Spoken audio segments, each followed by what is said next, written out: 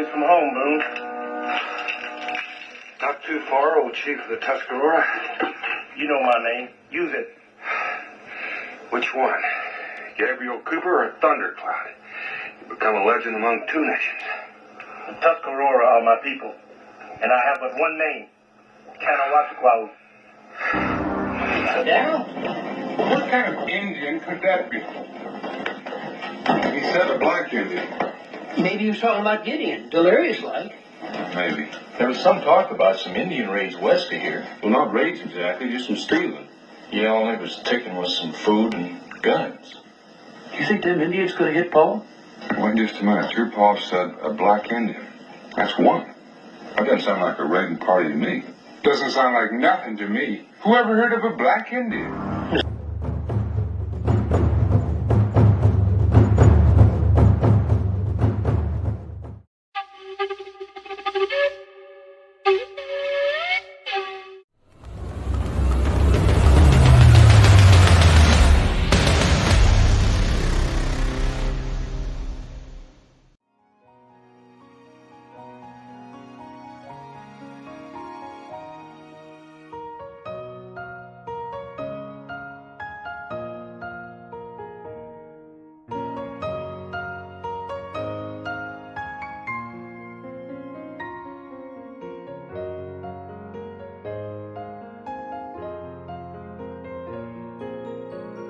This is another Itza-Choctaw Tribal Vision production. You are now listening to the wise words of Sakarik Amari Ali El. What does it mean to be a copper-color Aboriginal American Indian? I think the best place to start our discussion is with identifying the meaning of the words we are using to represent us as a people. Where do we get the phrase copper-color Aboriginal? We get this phrase from the 1828 Webster Dictionary, in the definition of the term American as follows. American, a native of America. Originally applied to the Aboriginals or copper-colored races, found here by the Europeans. But now applied to the descendants of Europeans born in America. Who was Webster describing as being the copper-colored Aboriginals of America? Was he describing the modern-day Native Americans living on reservations? Absolutely not. Webster was describing the majority of what the Europeans seen when they were exploring and colonizing North, Central, and South America. The Alaskan Native American was then, as they are today, the minority, and the United States alternative, or the ones they used to alter the original native people, whom are still the majority of what we see today on the continent of America. Therefore, the phrase copper-colored actually describes the skin tone of the people whom are now collectively recognized as Black or African American in the United States governmental system. Before colonialism, some of the first people the copper-colored Aboriginals of America called pale-face were the Alaskan people whom came before the Europeans. The term Aboriginal, coming from the Latin word aborigines, means the original inhabitants, or a member of the original people that inhabit an area, especially as in contrast to invading or colonizing people. Now, what about the term Indian? Where do we get this word in which some of us identify ourselves with? Not to get confused with the people they call Indians from the East. The Europeans, in particularly the Spanish, referred to the West as India long before Hindustan was called India. But where did the word come from? And what does the word India means? Some of the first Europeans that made it to the West were the Spanish, along with the Italian Christopher Columbus. In the Italian and Spanish tongue, the West was called India, because they called the copper-colored Aboriginals Genti and Dios, which means people in God, or God's people. The Italians and the Spanish didn't ordain the people to be gente en Dios upon arrival. They left their land with the intent on finding the people of God. When they observed the Hebrew ways of the people, that was confirmation that they had found who they were looking for. But why were they looking for God's people? They were looking for God's people for only one reason: to destroy their way of life. Our ancient people lived with the integrity of the gods. They knew how to live in harmony with nature and dance to the rhythm of life and death. Yes, Our dance had meaning. What did our dance mean? Our dance was a symbol of our ability to live in grace, with balance in the rhythm of life. We danced to the rhythm of day and night, and to the rhythm of the seasons. From our dance of new life and a new year during the spring equinox, to our winter solstice dance of death and release. Now back to the question at hand. What does it mean to be a copper-colored Aboriginal American Indian? In terms of our ancient ancestors, they were more like instinctual animals living in harmony with nature. Unity came natural to them, like that of herd animals. They were more in tune with the life force we call God, and were better equipped and capable of channeling this life force or energy through the conduct of their characters. In other words, they knew how to conduct themselves and express their characters with such beauty and grace, which is why our people were culturally rich. Culture is the development of a unique lifestyle based on the people's creative imagination and abilities to produce what is necessary to fulfill their needs. Clothes, shelter, food, medicine, education, entertainment, and spirituality are some of the areas in life that takes a collective effort to cultivate. The manner and style in which we go by to produce and deal with these things is called our culture. To be rich with culture means to have a distinctive way of living based on our principles of life, and a unique way of expressing ourselves and producing things of value. The copper-color Aboriginals in those times was of the wise, and had a profound understanding of this divine illusion they called Maya.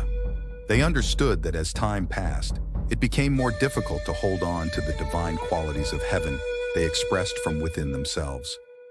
Therefore, we had an education system that was more moral than academic, and similar to the ancient Egyptians, the Aboriginal American Indians were more concerned with their spiritual life than their physical life.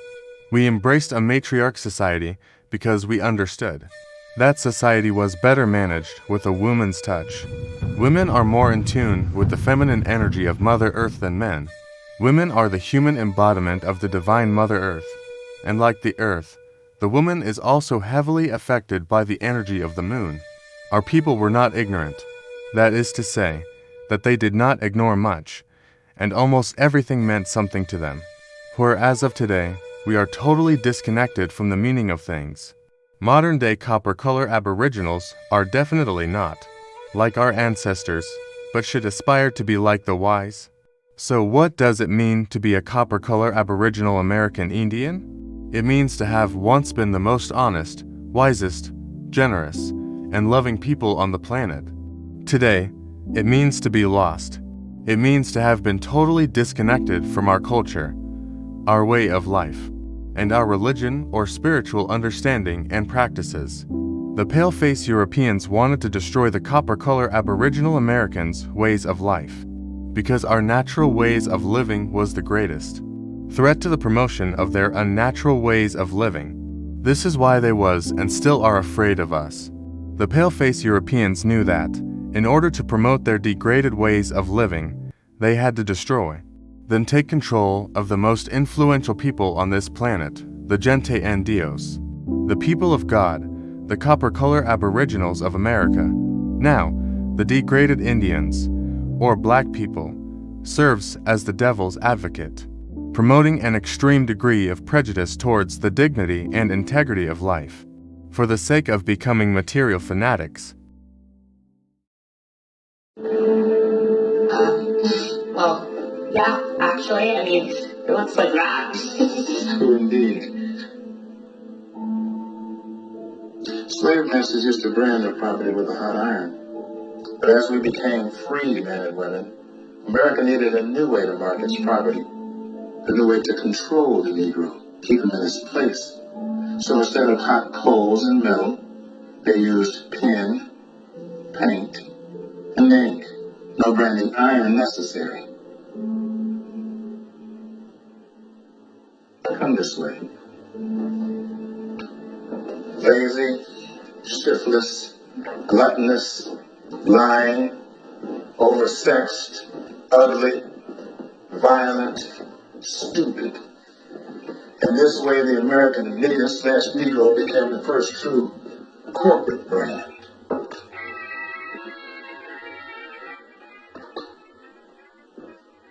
What does it mean to be a copper-color Aboriginal American Indian today? It means to try and become that which our ancestors were before we fell to this degree of indignity. It means not only reclaiming our physical identity and culture, but to reconnect and reestablish our spiritual philosophy, identity, and heritage. It means that each individual Niiji must now develop the love within ourselves, for our fellow brothers, sisters, and the future generation of humanity, in order to unite and develop a divine government, built on the foundation of wisdom that will adequately represent God's people. It means to develop an understanding of life beyond physical consideration. It means that we should come to understand that our ancestors had no way of preventing what was about to happen. But the ancient Mayans did create a calendar to calculate when it would be the end of our fall from grace. The Mayan calendar did not predict the end of the world like most people thought. It actually predicted the end of the fall from grace for the copper-color Aboriginals of America. Our ancients knew that after the fall from grace, our people would be allowed to reconnect to the power of certainty, which would excite an awakening. Some of you may be thinking, if our ancestors couldn't prevent our fall from grace, then why did God allow this fall to happen? Strangely enough, you already know the answer to that question. If you know about the Adam and Eve story and why they were forced out of the Garden of Eden, God did not allow us to fall, He ordained it. Now let's make a connection. What does the Adam and Eve story have to do with the copper-color Aboriginals of America? Let us remember what the original name of Adam means. Adam comes from Adama, which means red man or red earth in Hebrew. And what are the copper-color Aboriginals of America called? We are called the Red Man Indian. Like in the famous football team, the Washington Redskins. That is to say, the fall began with Adam and Eve, and ended with the copper-color Aboriginals of America. Man fell from the grace of certainty into the darkness of delusion. Many of the people who call themselves black think they're black because of the color of their skin. These people are delusional, suffering from a condition called neurosis. Neurosis is a mental condition that is not caused by an organic disease, involving symptoms of stress, depression, anxiety, obsessive behavior, hypochondria, but not a radical loss of touch with reality. Life is a test that's not for the faint of hearts. One must have the intelligence and courage to do what's right in the face of difficulties or danger. Man is only discouraged by difficulties and overran with fear in the face of danger when he fails to penetrate this illusion of the gods, as to not be disturbed or influenced by anything in this world that would lead us to any kind of physical obsession. The war we, the true Israelite, are in with the gods expresses itself in man in the form of doubt and uncertainty, which creates a delusion from man that heavily distorts the true reality of existence. Now it is time for us to wake up. Thank you for watching another Itza-Choctaw Tribal Vision production. If you're interested in more copper-color Aboriginal American spiritual philosophy, like and subscribe. And don't forget to check out Sakaric Amar Ali L's new book, The Rising of the Sun in the West, Shining, a light on the American conflict to understand the Christian creed. Order your copy today at Amazon.com and BarnesandNoble.com.